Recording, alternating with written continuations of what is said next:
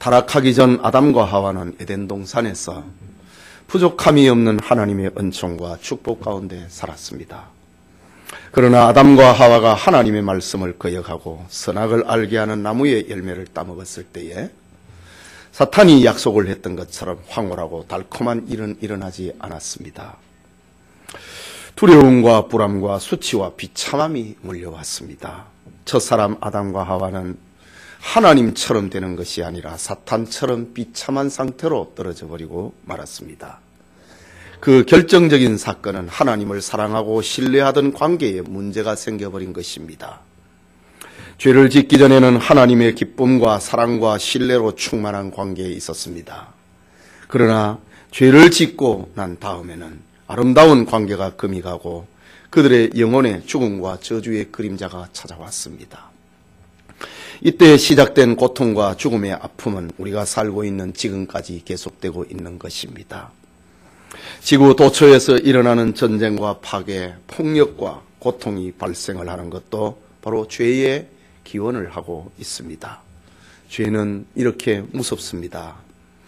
죄를 짓기 전에는 아무런 문제가 없었는데 죄가 인간의 마음에 들어오는 순간 마치 바이러스에 오염되어 버린 사람처럼 죽음과 고통이 찾아오게 되었습니다. 성경은 죄가 인간의 마음에 들어왔을 때에 인간 내면에 일어난 현상을 부끄러움이었다, 두려움이었다 라고 기록합니다. 죄를 짓고 난 다음에 아담과 하와는 부끄러움을 가리기 위하여서 무화과 나뭇잎으로 몸을 가렸다고 합니다. 그러나 죄는 인간의 방법으로 가려지거나 숨겨질 수 없는 것이었습니다. 아담과 하와는 하나님의 음성과 하나님의 낯을 피하여 도망해버리기도 했습니다. 오늘 본문의 말씀은 죄의 결과를 우리에게 알려주고 있습니다. 말씀을 듣는 우리 모두에게 하나님의 은혜를 소원합니다. 첫째로 아담을 찾아오신 하나님을 봅니다. 본문의 말씀 8절에 그들이 그날 바람이 불 때에, 아주 여긴 의미 있는 표현입니다. 그들이 아담과 하와를 말하고 그날 선악과를 따먹었던 말을 말하고 바람이 불 때에 이 저녁이 되어가는 시간을 말합니다. 동산의 거니씨는 여호와 하나님의 소리를 듣고 아담과 그의 아내가 여호와 하나님의 낯을 피하여 동산나무 사이에 숨은지라 라고 합니다. 말씀드린 것처럼 그날 바람이 불 때라는 말은 시간이 제법 지났다는 말입니다. 선악과를 따먹고 죄가 들어온 지 제법 시간이 지났다는 것입니다. 유명한 설교자 스폴전 목사는 이 구절을 해석을 하기를 하나님은 시간이 많이 지나고 나서 천천히 찾아오셨다 라고 해석을 합니다. 하나님은 오래 참으시고 기다리시는 분입니다. 아담과 하와가 죄가 들어오면은 하나님 앞에 용서를 구해야 되는데 하나님은 시간을 주었다 이 말이지요. 우리에게도 마찬가지입니다. 그것은 하나님께서 범죄한 인간을 죽이고 말겠다고 하는 조급한 모습으로 오지 않았다는 말입니다. 하나님은 범죄한 아담과 하와에게 공포를 더하게 하려고 캄캄한 밤에 찾아오지 왔다는 말이 아닙니다. 하나님은 죄지은 사람에게 새로운 하루를 시작하지 못하게 하려고 이른 아침에 찾아오지 않았다는 말입니다. 하나님은 아담과 하와가 범죄한 그날 하루가 저물어 가고 있는 바람이 한들거리고 있을 때에 아담과 하와는 자기의 수치를 가리기 위하여서 만들어 입은 무화과 나뭇잎 옷이 말라가고 있을 때에 소용이 없다고 하는 것을 알게 될 그때에 그 시간에 하나님이 찾아오셨습니다. 정말 하나님이 이렇게 한참 시간이 지나고 찾아오신 그것은 여전히 자비롭고 은혜롭고 노하기를 더디하시고 인자와 진실이 많으신 하나님의 모습을 보여주고 있는 장면입니다. 그런데 죄지은 인생의 모습을 보십시오. 아담과 그의 아내가 여호와 하나님의 낯을 피하여 동산나무 사이에 숨은지라. 하나님의 소리, 하나님이 거느시는 소리를 아담과 하와가 인식을 했습니다. 나와가지고 잘못했습니다 하는 것이 아니라 숨어버렸다. 이 죄의 결과입니다. 아담과 하와는 죄를 짓고 난 다음에 하나님을 피했습니다. 하지만 하나님은 죄인을 멀리하지 아니하시고 찾아오십니다. 하나님은 아담에게만 그렇게 하시는 것이 아니라 죄지은 누구에게나 마찬가지입니다. 주님이 말씀하셨습니다. 수고하고 무거운 짐진 자들아 다 내게로 오라. 죄를 지었느냐? 내게로 오라. 내가 너희를 쉬게 하겠다. 하나님은 이런 마음을 가지고 지금 아담을 찾아오시는 겁니다. 이것은 하나님의 사랑이지요. 계속해서 본문 9절을 봅니다. 여호와 하나님이 아담을 부르시며 그에게 이르시되 아담아 아담아 부르시며 그에게 이르시되 네가 어디에 있느냐라고 부르십니다. 이것은 하나님이 인류에게 질문하고 계시는 처음 문장입니다. 네가 어디에 있느냐? 이름을 불러주시면서 아담아 네가 어디 있느냐? 죄인을 향한 하나님의 첫 음성입니다. 네가 어디 있느냐? 라고 말입니다. 하나님은 지금도 우리를 향하여 네가 어디 있느냐고 묻고 있습니다. 여러분, 전지하신 하나님입니다. 그분이 아담이 어디에 숨었는지 몰라갖고 네가 어디 있느냐 묻고 계십니까? 다 알고 계십니다. 알면서도 아담아 네가 지금 어디에 숨어 있느냐 묻고 계십니다. 네가 지금 어떻게 되었느냐는 말이지요. 어떤 형편에 처해 있느냐 이 말이지요. 네가 믿음을 잃어버렸느냐? 신뢰를 잃어버렸느냐? 내 말을 잊어버렸느냐? 그 말이지요. 지금도 하나님은 우리에게 똑같은 음성으로 묻고 있습니다. 너의 형편이 지금 어디에 있느냐? 네 건강은 어떠냐? 네 사업은 어떻고 네 신앙은 어떠냐? 지금 너 서 있는 곳이 어떤 자리인가? 믿음의 자리인가? 하나님의 영광 가운데 있는 자리인가? 아니면 죄 가운데 있는 자리인가? 우리에게 묻고 있습니다. 하나님은 목사에게 너는 맡겨준 직분을 잘 감당하고 있느냐? 아니면 게으르고 나태함에 빠져 있느냐? 묻고 있는 소리입니다. 하나님은 장로에게, 권사에게, 집사에게, 구역장에게, 교사에게 맡겨준 일을 잘하고 있느냐? 지금도 묻고 있습니다. 하나님은 잘한 자에게는 아낌없이 잘하였다. 착하고 충성된 종아, 네가 작은 일에 충성하였으니 많은 것을 내가 너에게 맡기겠다. 주인의 즐거움에 참여하도록 하라. 그러나 불충한 자에게는 악하고 게으른 종아, 너는 밖에서 이를 갈며 슬피 울미 있을 것이다. 라고 지금도 우리를 찾으시는 하나님의 소리는 계속되고 있습니다. 예배드리는 성도님, 이 시간 다시 한번 우리의 믿음과 사명을 점검해 보아야 됩니다. 아담아, 네가 어디에 있느냐? 하나님이 여러분을 보고 지금 어디에 있느냐 이 말이지요. 사람들은 자주자주 자신의 자리를 확인하기를 좋아합니다. 등산하는 사람은 정상을 향하여 가는 길이 옳은 길인가 얼마나 점검합니까? 사업하는 사람은 기업의 장래가 확실한가 몇 번이고 두들기고 묻습니다. 항해 사는 배의 정확한 위치를 지키며 바닷물을 힘차게 가릅니다. 학생들은 자신의 실력과 수준을 늘 확인을 합니다. 그게 시험 아닙니까? 확인을 합니다. 내 수준이 지금 어디로 돼가고 있냐.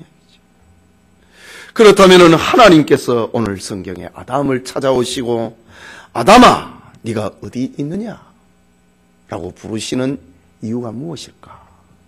그 첫째는 아담아 네가 어디 있느냐, 장소를 묻고 있는 것이 아닙니다. 아담아 네가 어디 있느냐? 이것은 아담의 죄를 깨닫게 하시는 하나님의 소리입니다. 여러분, 죄는 양심을 죽이는 독과 같습니다. 마비된 양심은 죄가 죄인지를 깨닫지를 못합니다. 죄는 하나님의 영혼을 파멸의 길로 끌고 가고 맙니다. 그러니까 거룩하신 하나님이 찾아오셔야 사람은 죄가 뭔지를 알게 됩니다. 성경이 없으면, 하나님이 우리를 찾아오시지 아니하면은 우리는 죄가 뭔지를 모릅니다. 하나님께서 아담에게 네가 어디 있느냐? 라는 이 질문은 죄 중에 있는 아담의 실체를 깨닫도록 하기 위함입니다. 빛이 어둠에 비치면 어둠의 실체가 드러나는 것처럼 하나님이 아담을 찾으시니까 아담의 죄가 확 드러나게 되는 겁니다. 다시 말하자면 하나님이 아담을 찾고 그 이름을 부르시는 것은 죄를 깨닫고 죄를 회개하고 하나님 앞에 나오게 하기 위함입니다. 하나님은 아담에게 저주하기 위해서 찾아온 게 아닙니다. 책망하기 위해서 찾아온 것이 아닙니다. 그 다음 장에 나오지만 3장 15절에 가면은 벌을 주기 위해서 찾아오신 것이 아닙니다. 그를 구원하기 위해서 찾아오십니다. 아담이 죄를 깨닫게 하시려고, 죄를 깨닫고 회개하게 하기 위하여서 찾아오신 것입니다. 그런데 오늘날 사람들은 사업에 문제가 생기고 공부하는 자녀가 진학해서 문제가 생기면 발을 동동 구릅니다. 사람들은 자기의 영혼이 기울어지고 파멸되는 것에는 신경을 쓰지 아니하고 나타난 현상만 가지고 조급해합니다. 그러나 사람에게 중요한 것은 경제 문제가 아니고 교육의 문제가 아니고 건강의 문제도 아니고 영혼의 문제입니다. 예수님께서도 사람이 만일 온 천하를 얻고도 자기 목숨을 잃으면 무엇이 유익하겠느냐? 라고 했습니다. 오늘 하나님이 아담을 찾고 부르신 이유는 그의 영혼이 지금 망가지고 그의 영혼이 지금 상처를 만났기 때문에 하나님이 찾아오신 것입니다. 영혼의 구원은 죄를 깨닫고 그 죄에서 벗어남에 있는 것이기 때문이지요. 우리 역시 아담아 네가 어디 있느냐? 라는 이 말씀 앞에서 자신의 죄를 생각하고 그것을 벗어나는 그런 은혜가 있어야 할 것입니다. 아담아 네가 어디 있느냐? 하나님의 찾아오시는 그 음성은 고통 속에 있는 아담을 위로하기 위함입니다. 하나님은 아담에게 찾아오신 것은 절대로 고통을 가중하기 위함이 아닙니다. 위로하기 위함입니다. 하나님은 선악과를 먹음으로 벌거벗은 수치와 고통 속에 떨어져 있는 아담을 찾아오셨습니다. 기독교의 특징은 이처럼 하나님이 죄인을 찾아오심에 있습니다. 요한복음 3장 16절에 하나님이 세상을 이처럼 사랑하사 독생자를 주셨으니 하나님이 우리를 찾아왔다 이거죠. 독생자를 주셨으니 이는 저를 믿는 자마다 멸망하지 않고 영생을 얻게 하려 함이라. 누가복음 19장 10절에도 말씀했습니다. 인자가 온 것은, 하나님이 우리를 찾아오시는 것은, 인자가 온 것은 잃어버린 자를 찾아 구원하려 함이라 라고 했습니다. 그렇습니다. 범죄한 인간은 스스로 하나님 앞에 나아갈 수가 없습니다. 이것이 죄의 특징입니다. 오늘 본문에도 아담과 하와는 죄를 짓자 하나님 앞에 나오는 것이 아니라 죄를 짓자 도망을 치기 시작을 했습니다. 하나님의 낯을 피하여 숨었다고 했습니다. 그렇다면 아담아 네가 어디 있느냐?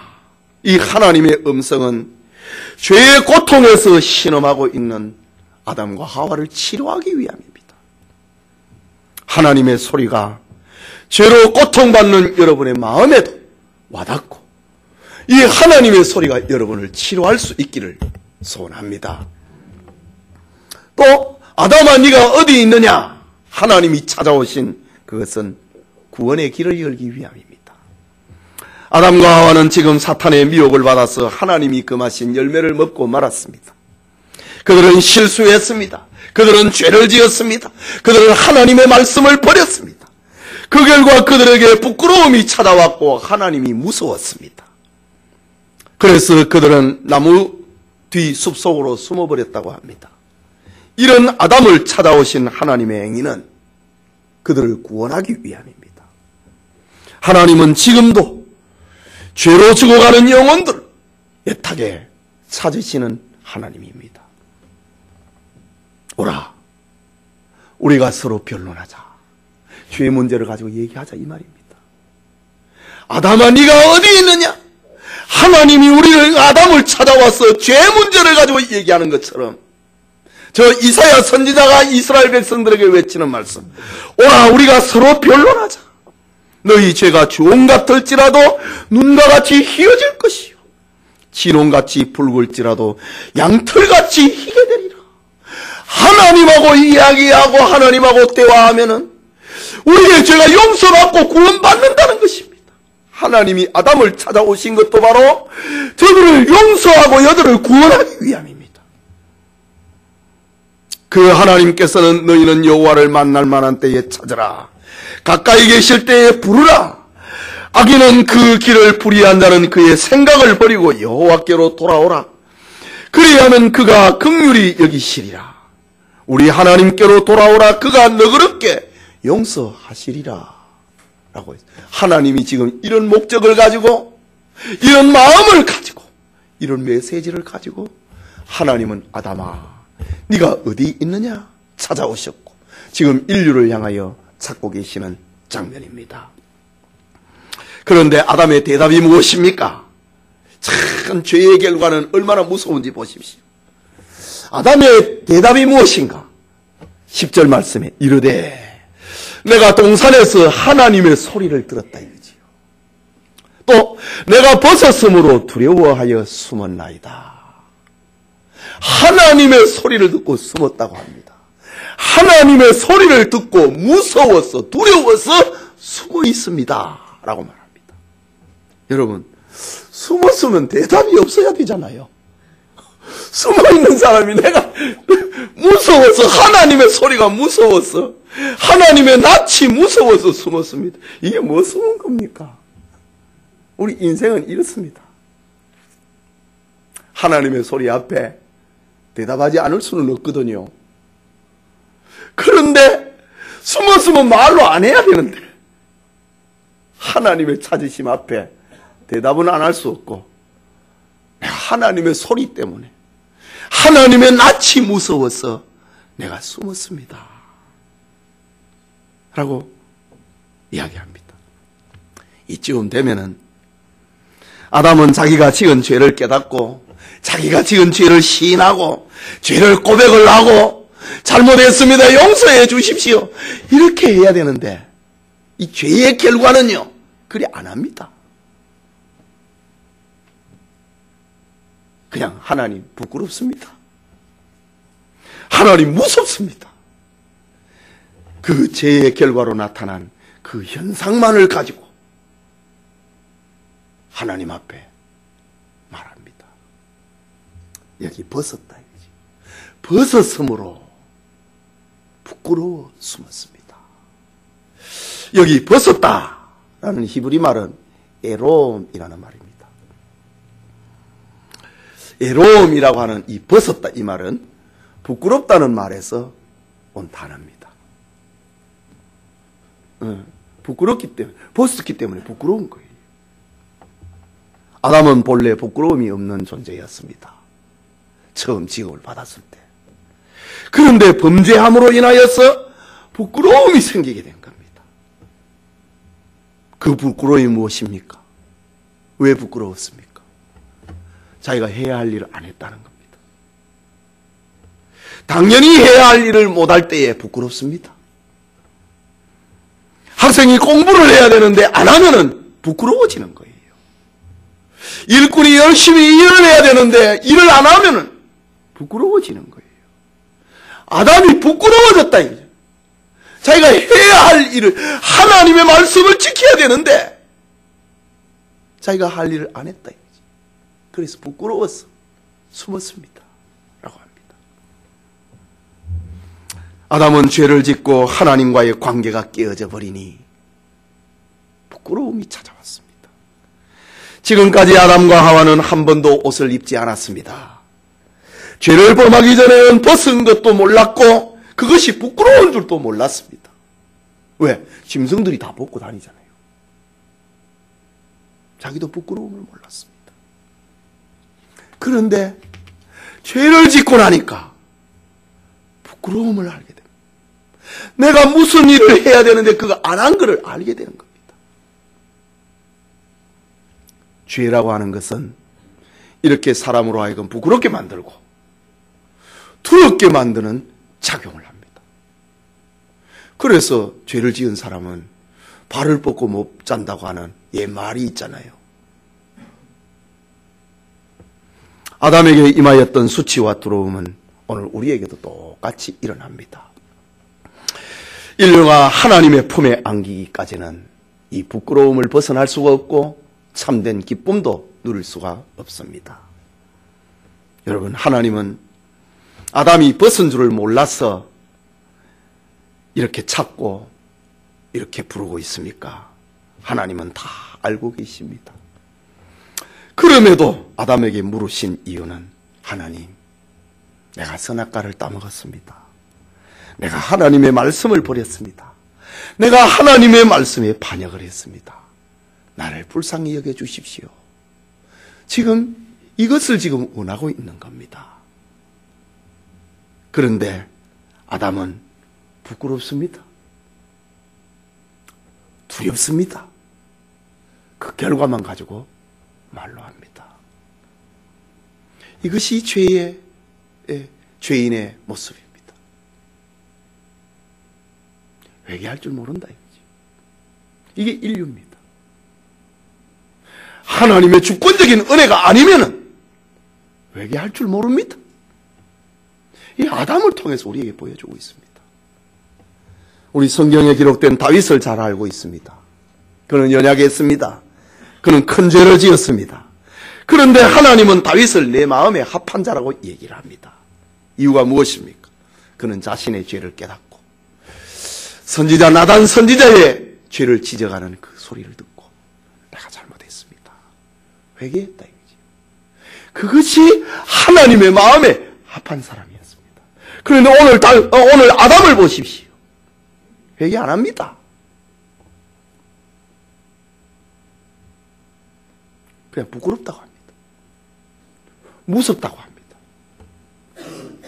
이게 죄인의 모습입니다.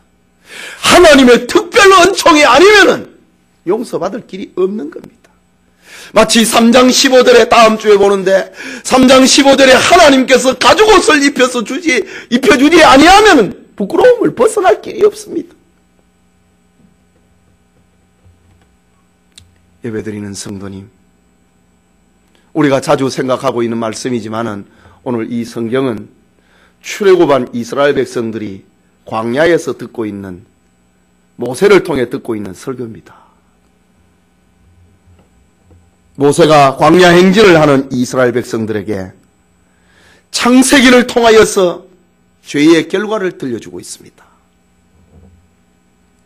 이 말씀을 들려주고 있는 이유가 무엇입니까? 사람은 죄를 지으면은 하나님 앞에 죄를 고백하고 용서를 구해야 되는데 안 한다고 하는 것입니다. 우리의 인류의 조상이 그래 했는데 우리는 그래 하지 말자 이겁니다. 이것이 이 설교를 들려주고 있는 모세의 이스라엘 백성들에게 들려주고 있는 메시지입니다. 아담은 그래 했는데 우리는 그래 하지 말자 이겁니다. 오늘 우리 역시 창세기의 설교를 들으면서 이런 하나님의 마음, 하나님의 메시지를 읽을 수 있어야 됩니다. 죄를 지었으면은 하나님께 그것을 시인하고 회개하고 용서를 구하는 것, 그것이 신자의 모습이다 라는 것입니다. 그게 둘째로 범죄한 아담과 하와의 망가져버린 모습입니다. 오늘 죄의 결과이지요. 망가져버린 아담과 하와의 모습이 어떻게 되느냐 이죠. 죄의 결과입니다. 11절 말씀 우리 같이 읽읍시다. 이르시되 누가 너의 벗었음을 네게 알렸느냐? 내가 네게 먹지 말라 명한 그 나무 열매를 네가 먹었느냐? 하나님 다 알고 계세요. 응? 그 하나님께서 아담과 하와로 하여금 회개로 인도하도록 하려고 지금 이 질문을 하고 있습니다. 누가 너 벗었음을 알렸느냐? 네가 내가 먹지 말라는 열매를 먹었느냐? 하나님 다 알고 계세요. 그런데 아담에게 지금 그거를 묻고 있습니다. 하나님은 아담에게 두 가지 질문을 합니다. 첫째는 누가 너의 벗었음을 네게 알렸느냐? 너 어째서 벗은 것을 알게 되었느냐? 이 말입니다. 너 죄가 들어왔구나. 그 말이지요. 그리고 또 하나의 질문은 내가 네게 먹지 말란 명한 그 나무의 열매를 네가 먹었느냐? 아담으로 하여금 회개를 불러일으키기 위해서 지금 이 말을 하고 있습니다. 이런 하나님의 질문은 수치와 벌거벗은 그 원인을 찾지 않고 우물쭈물 넘어가려고 하는 아담에게 그 원인을 가르쳐주기 위함입니다. 오늘 우리도요, 이 하나님의 말씀을 들으면서도 회개를 안 해요.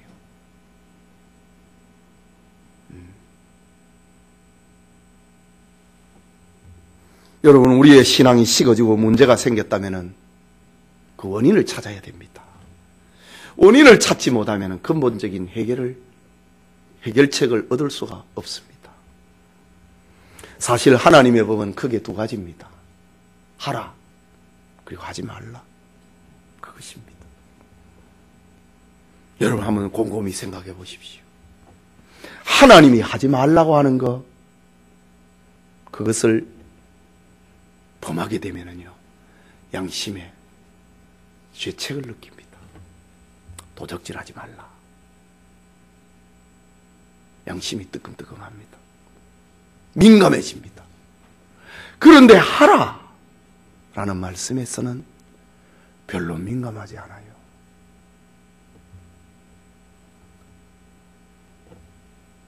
하나님의 계명 가운데 딱 10계명 가운데 하라는 말 딱 하나입니다. 안식일을 기억하여 거룩히 지키라. 나머지는 다 하지 말라, 하지 말라, 하지 말라, 하지 말라. 부모를 공경하라고 하는, 하라고 하는 것도 하나 있지요.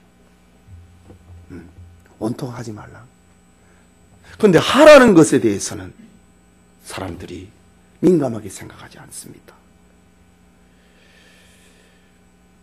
안식일을 거룩히 지키지 않음에도 민감하지 않습니다.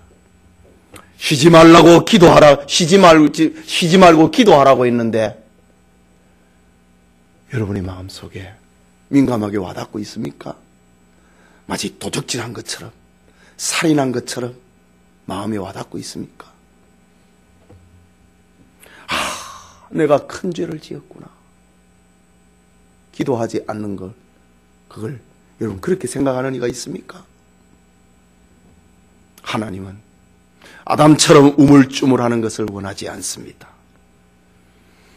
정말 마음이 상해서 하나님 잘못했습니다. 그것을 지금 하나님은 기다리고 계십니다. 성경에도 시편 34편에도 마음이 상한 자를 하나님이 가까이 하시고 중심에 통회하는 자를 구원하신다라고 했습니다. 여러분, 마음이 상한 자가 무엇입니까? 하나님, 내가 죄인입니다. 내가 부족합니다. 내가 잘못했습니다. 내가 어리석었습니다. 이런 사실을 인정하는 것, 그게 마음이 상한 자입니다. 이런 심령을 하나님은 불쌍히 한다, 구원한다 이거지. 그런데 오늘 지금 아담을 보십시오.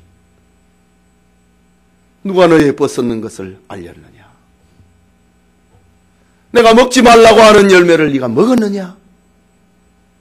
그 질문 앞에 아담은 그 마음이 상해 있지 않습니다.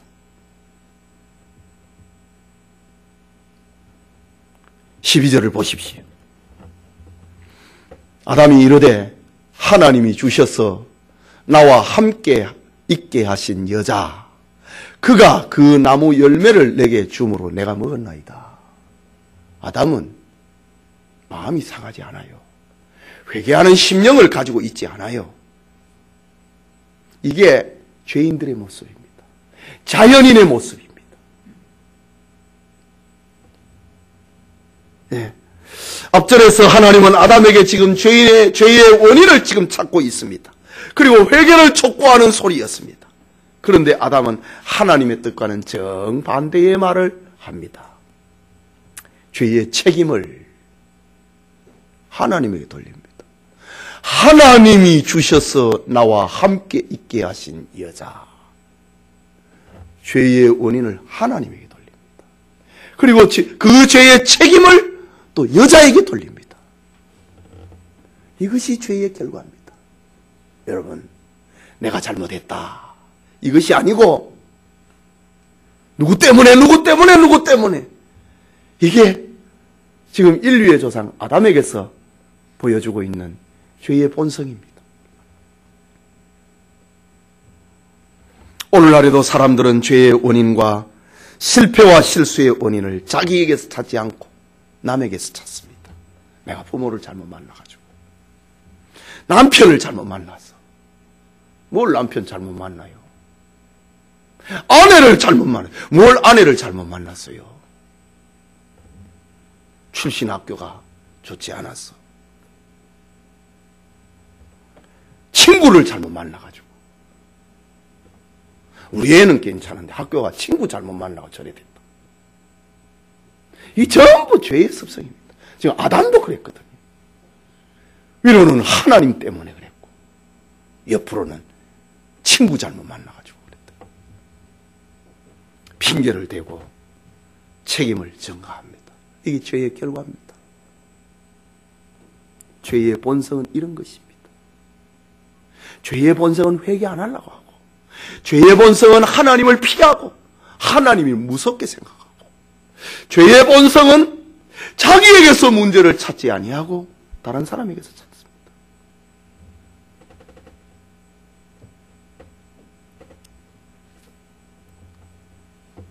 하나님이 내게 여자를 주셨기 때문에 그 여자가 나에게 주어가지고 열매를 주어갖고 내가 먹었습니다.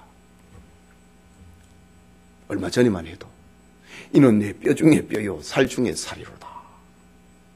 하나님 앞에 감사하고 감격했던 아담이 죄를 지으니까 이 여자 때문에, 하나님 때문에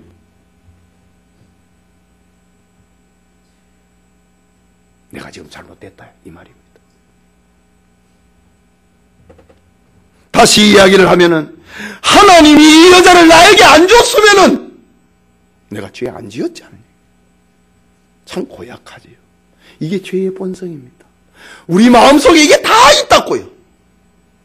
그냥 하나님의, 예레미야 성경의 표현대로 하나님의 불방망이에 자꾸 맞아야 돼요. 예레미야서는 그랬어요. 예레미야 선자는 하나님의 말씀은 불방망이라고 그랬어요. 자꾸 맞아야 돼요. 그래야 우리 죄성이 망가지는 거예요. 하나님의 형상이 자꾸 세워지는 거예요. 이것이 망가져버린 하나님의 형상, 하나님의 형상이 깨어져 버린 아담의 모습, 죄의 결과입니다. 핑계하고 전가하고 회개하지 아니하고 우물쭈물하고 이유를 찾는 것, 이게 죄의 결과입니다. 계속해서 13절을 봅니다. 여호와 하나님이 여자에게 이르되 네가 어찌하여 이렇게 하였느냐? 여자가 이르되 뱀이 나를 꾀음으로 내가 먹었나이다. 하와의 모습에서 죄의 본성을 가지게 된 아담의 모습을 그대로 반영이 됩니다. 니만 할 말이 있느냐 이지요. 나도 할 말이 있다. 그래서 싸움이 나는 거 아닙니까? 남편이 자기 때문에 먹었다고 하니, 선악과를 먹었다고 하니, 나도 할 말이 있다는 겁니다. 나도 할 말이 있다, 이거지. 너 왜 먹었느냐, 이거지. 그리고 내 할 말을 뱀이 나에게 먹으라 해갖고 먹었다, 이거지. 하나님의 뜻은 하와가 핑계하지 아니하고, 하나님, 제 남편은 아무 죄가 없어요. 못난 저 때문이에요. 이런 고백을 했다면 하와는 정말 죄를 용서받을 만한 죄인이 되었을 것입니다. 그런데 아담도 그렇고 하와도 그렇고 용서받을 수 없는 죄인이 되어버렸습니다. 왜? 자기 죄를 시인하지 않으니까 용서받을 죄인이 아니에요. 용서받을 수 없는 죄인이 되어버린 거예요. 죄를 시인하면은 죄인이 돼 용서받을 수 있는데 하나님의 주권적인 역사가 아니면 용서받을 길이 없는 거예요. 그걸 지금 보여줍니다. 하나님의 주권적인 역사가 가죽옷을 입혀서 예수님을 기다리게 만드는 것이지요. 그러나 하와는 아담처럼 용서받을 마음이 없는 죄인이 되어버리고 말았습니다. 이것이 아담과 하와의 이야기가 아니고 바로 오늘 우리의 이야기입니다. 하나님 앞에 용서받을 만한 사람이 누가 있습니까? 하나님의 특별한 은혜가 아니면 우리는 용서받을 수가 없는 것입니다. 이런 죄인의 모습을 가리켜서 시편 14편에는 기록을 합니다. 14편 2절과 3절에 여호와께서 하늘에서 인생을 굽어 살피사 지각이 있어 하나님을 찾는 자가 있는가 보려 하신즉 다 치우쳐 함께 더러운 자가 되고 선을 행하는 자가 없으니 하나도 없도다. 바울은 로마서에서 의인은 없나니 하나도 없도다. 다 똑같다 이 말입니다. 용서받을 만한 죄인은 없다 이 말입니다. 다 용서받을 수 없는 죄인이 돼. 하나님의 특별한 은혜가 아니면 살 수 없다는 것입니다. 여기에 무슨 인간 자유의지의 구원론을 내놓고 세울 수가 있습니까? 여러분, 우리는 여기서 또 하나의 중요한 사실을 깨닫게 됩니다. 아담과 하와가 하나님의 명령에 불순종하고 금지된 열매를 따먹었는데 그 주도적인 역할을 한 사람이 누구였는가? 리더십을 발휘한 사람이 누구였는가? 하와였습니다. 오늘 성경에 보면은 하와가 자기와 함께한 남편에게도 아담에게도 주었다 이거지. 그러니까 이 지금 선악과를 따먹는 일에 있어서 리더십을 발휘한 사람은 누구예요? 하와입니다. 하와가 뱀의 유혹에 넘어갔고 그 열매를 따먹었고 남편에게 그것을 주어 먹도록 만들었습니다. 인류가 최초로 죄를 범한 이래 그 리더십을 행사했던 사람은 여자였습니다. 바로 이 사실로 인하여서 사도 바울은 교회 안에서 여자의 리더십을 인정하지 않습니다. 디모데전서 2장 12절과 14절을 보면은 여자가 가르치는 것과 남자를 주관하는 것을 허락하지 아니하노니 오직 종용할지니라. 이는 아담이 먼저 지음을 받고 하와가 그 후며 아담이 속은 것이 아니고 여자가 속아 죄에 빠졌습니다. 인류가 죄인이 되는데 그 리더십을 여자가 발휘했다 이거지요. 그래서 교회에서 여자의 리더십을 인정하지 않는다. 이 성경입니다. 이 말씀을 근거로 해서 우리 교단을 비롯한 정통 장로교회에서는 여자가 목사가 되는 것을, 여자가 장로가 되는 것을 허락하지 않습니다. 그렇다고 해서 여자가 남자보다 그 존재가 열등한 것인가? 아닙니다. 하와는 본래 아담을 돕는 배필이었습니다. 지난 시간에도 우리가 말씀을 드렸지만은 모자라고 부족한 사람은 잘난 사람을 못 도와요. 우둔하고 더 뛰어나야 도울 수 있어요. 그런데 하와는 분명 뛰어났습니다. 우등했습니다. 그런데 그 뛰어남을 가지고 아담을 돕는 자가 되지 아니하고 아담을 무너뜨리는 자가 되었다 이거지요. 하와는 자신의 자리와 사명을 지키지 않고 죄를 짓는데 그 리더십을 발휘해버렸습니다. 그래서 영감의 사도 바울은 교회에서 여자의 가르치는 것과 남자를 주관할 수 없다라고 말하고 있습니다. 그럼 회장도 되지 말아야 되네. 무슨 위원장도 되지 말아야 돼. 그런 말이 아닙니다. 교회에 가르치는 것과 리더십, 그건 목사와 장로를 두고 하는 말입니다. 앞서 말씀드린 것처럼 여자가 열등한가? 아닙니다. 어쩌면 더 뛰어납니다. 돕는 자였으니까. 그런데 그 역할을 가지고 죄를 짓는 리더십을 발휘했기 때문에 교회에서는 하지 말라. 이게 하나님의 말씀입니다. 목사는 목사의 역할이 있고 교인은 교인의 역할이 있습니다. 남자의 역할이 있고 여자의 역할이 있습니다. 그 역할을 가지고 활동을 해라. 구역장을 하고 교사하고 그리고 권사도 하고. 그러나 장로는 되지 마라. 목사는 되지 마라. 이게 성경의 가르침입니다. 그러나 이 성경을 오늘날에는 상황윤리로 해석합니다. 그래서 여자도 장로가 되고 목사가 되는 그런 교단이 지금 한국에 3분의 2가 되어버렸습니다. 그러나 정통 장로교에서는 허락하지 않습니다.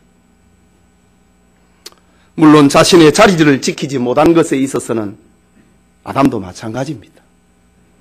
어떤 상황에서라도 아담은 가정과 에덴 동산에서의 지도자로서의 책임과 역할을 감당해야 했습니다. 하와가 금지된 열매를 먹었다 할지라도 아내가 내미는 그 열매를 먹는 것이 아니라 아담은 정신을 차리고 그 난국을 수습해야만 했습니다. 만약 아담이 자기 역할을 제대로 수행을 하고 올바로 대처했더라면 인류의 운명은 또 달라졌을 것입니다. 그러나 아담과 하와는 하나님의 뜻에 어긋난 죄의 공모자, 죄의 공범이 되고 만 것입니다. 예배드리는 우리 성도 여러분, 인도의 한 마술사가 쥐를 관찰하고 있었습니다. 그런데 그 쥐는 불안과 두려움에 떨고 있습니다.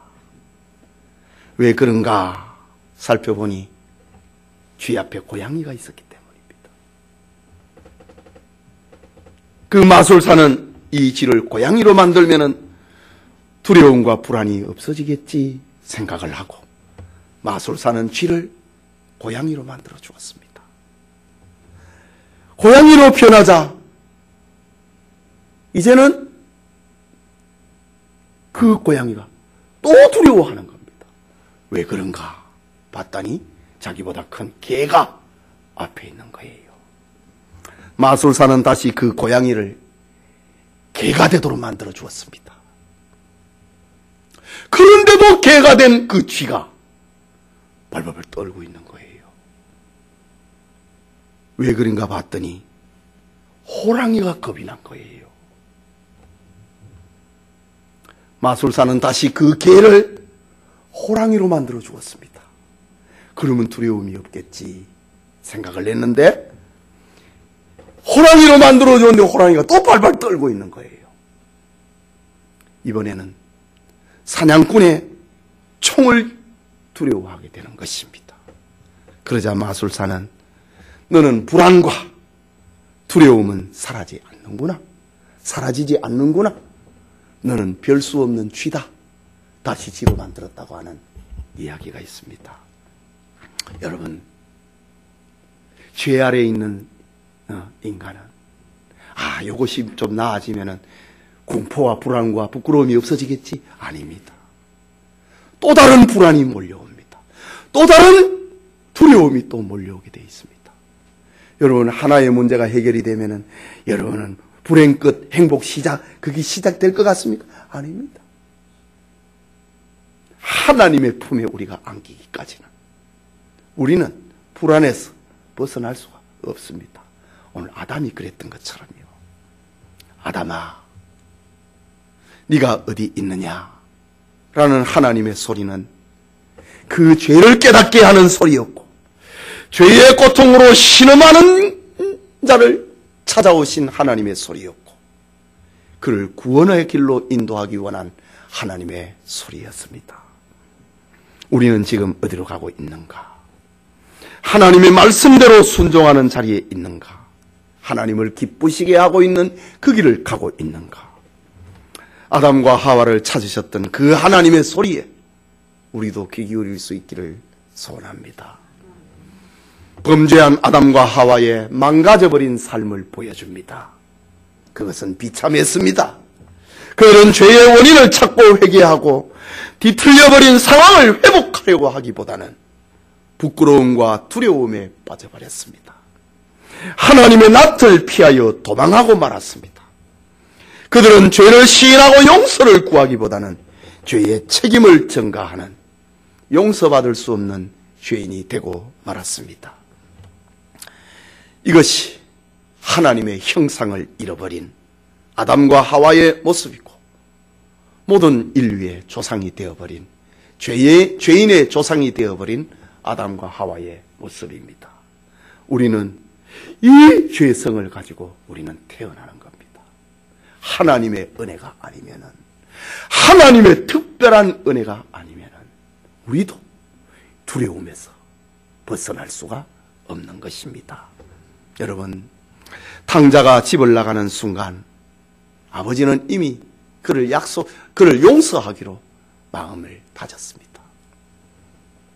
하나님께서는 아담과 하와가 죄를 지은 그 순간 벌써 하나님은 용서하기로 찾아오신 겁니다. 하나님은 아담과 하와를 처음부터 용서하기로 결정하셨습니다. 그것은 가죽옷을 지어 입힌 사건으로 나타났습니다. 이것이 하나님의 사랑입니다. 죄인된 여러분, 주저하지 말고 하나님 앞으로 나오십시오. 하나님은 여러분의 죄를 예수 그리스도 안에서 용서하기를 원하십니다. 수치와 두려움을 개의치 말고 하나님 앞에 나오면은 어두움은 순식간에 사라집니다. 인류가 할 수 없는 죄의 어두움을 몰아내려고 애쓸 필요가 없습니다.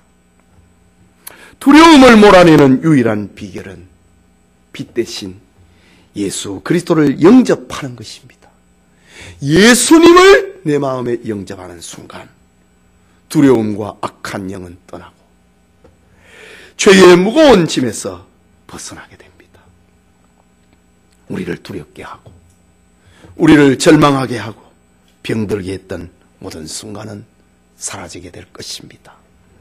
하나님께 돌아와 하나님의 형상을 회복을 하는 은총이 우리 모두에게 있기를 소원합니다. 우리 말씀을 생각하고 기도합시다. 아담아, 네가 어디에 있느냐? 아담아, 너의 벗었음을 누가 네게 알렸느냐? 내가 너에게 먹지 말라 한 열매를 먹었느냐? 하와야, 너는 왜 먹었느냐? 우리에게 묻고 계신 하나님은 진노하신 하나님이 아닙니다. 우리를 용서하기 위해서, 우리를 사랑하기 위해서, 우리를 불안과 공포 가운데 있는 것을 치료하기 위해서, 우리를 구원하기 위해서 찾아오시는 소리입니다. 이 하나님의 음성을 하나님, 내가 죄인입니다. 나 때문에 이렇게